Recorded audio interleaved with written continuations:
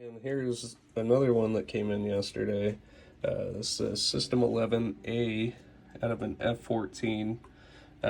So what had happened was customer had tried to install NVram here and had pulled two separate traces, and I'll roll in some pictures of those.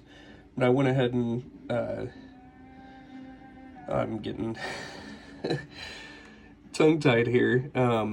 So what I did is I went ahead and rebuilt those traces, and then also rehabbed the board here. So again, as standard, both CPUs have been resocketed, both game ROMs have been resocketed, both sound ROMs resocketed, two 10 UF capacitors here in the sound section, as well as a 100 and a 470.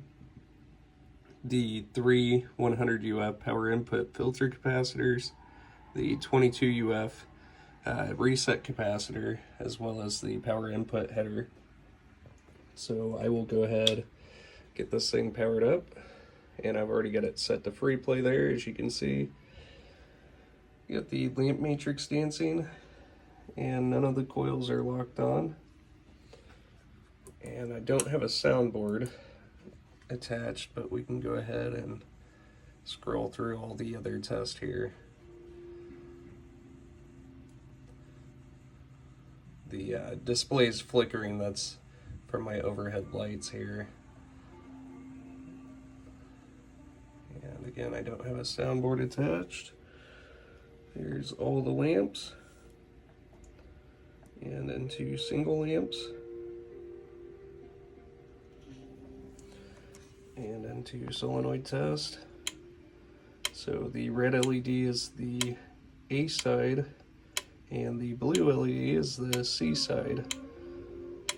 And the green LED that you see lighting over here is the AC relay select coil.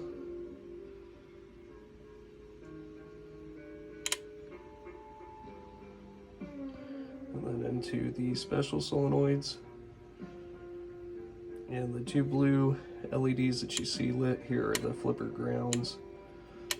And these special solenoids are all switch controlled and working correctly. And switch test, we're going to go through testing each row and column, just going diagonally through the test. And the last switch that registers in F-14 there is 63, and go ahead and test row 8, and all switches are working. And that's the end of the test there, so we'll go ahead and get this thing rebooted. And we are 100%. Thank you so much.